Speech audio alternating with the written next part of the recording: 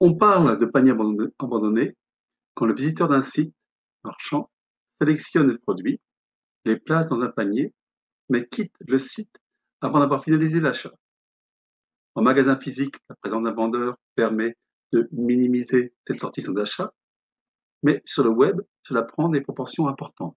Blue, la solution française SAS de marketing relationnel, estime que le taux d'abandon moyen pour tous les secteurs est de 76%, avec des pics ici pour la finance et les voyages, au-dessus de 82%, et pour ce qui est du retail et de la mode, autour de 70%.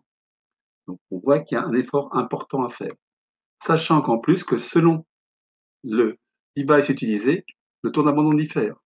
86% dans le cas d'un smartphone, 81% pour une tablette, 73% pour un ordinateur. Quelles sont les raisons de cet abandon? Tout d'abord, il y a des raisons propres aux clients. Les clients ont été distraits. Ils n'ont pas les fonds nécessaires au moment où ils font cette recherche. Ils ne sont pas prêts à passer à l'achat, ils sont seulement en période de reconnaissance. Il y a aussi des raisons liées au site web. Ils ont rencontré un problème technique sur notre site. Le processus de commande en ligne est trop compliqué. Il n'y a pas assez de moyens de paiement disponibles. On leur propose par exemple que PayPal. Or, ils ne sont pas inscrits à PayPal, ils ne passeront pas la commande. Aussi les raisons liées à votre entreprise. Le coût de livraison est trop élevé. Ils n'ont pas confiance en vous. Ils souhaitent comparer les prix. Ils ne font pas confiance au paiement en ligne. Il y a aussi donc, pour terminer, les raisons liées au paiement.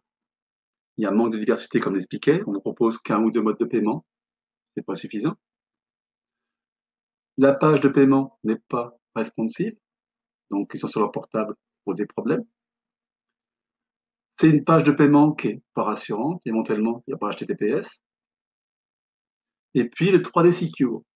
Secure, c'est qu'en plus des coordonnées, du moins du numéro de carte, de la date d'expiration et du cryptogramme, on demande l'ajout d'un mot de passe, d'un code que vous envoie la banque en direct.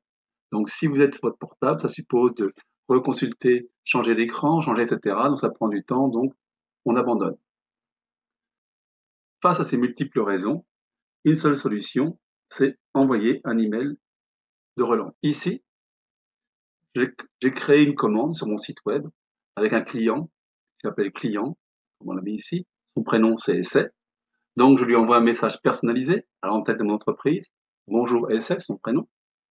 Et vous n'étiez pas loin de vous faire plaisir. Mais vous avez quitté notre e-shop avant de réaliser votre commande, etc. Donc, pour vous faire sauter le pas, nous vous accordons une remise exceptionnelle de 10%. N'hésitez plus. Donc, cette partie-là, c'est un message personnalisé. Puis après, dans la partie suivante, vous allez avoir donc les caractéristiques des articles que le client a sélectionnés sur son panier. Dans mon exemple, il n'y avait qu'un seul article, c'est un pull imprimé Colibri, quantité 2.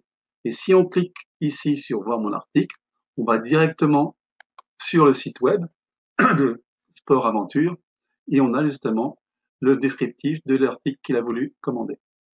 D'autre part, si je retourne ici, en dessous, vous avez une partie panier.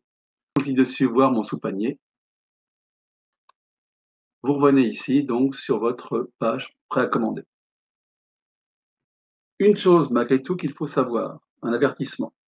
On ne peut relancer un visiteur que si on dispose des coordonnées de celui-ci, à minima son adresse mail. Si vous ne disposez d'aucune information, vous ne pouvez pas relancer le client. Si votre visiteur est déjà un client, pas de problème, vous avez déjà ses coordonnées. Maintenant, à travers la vidéo, c'est comment mettre en place le système de relance automatique des paniers abandonnés.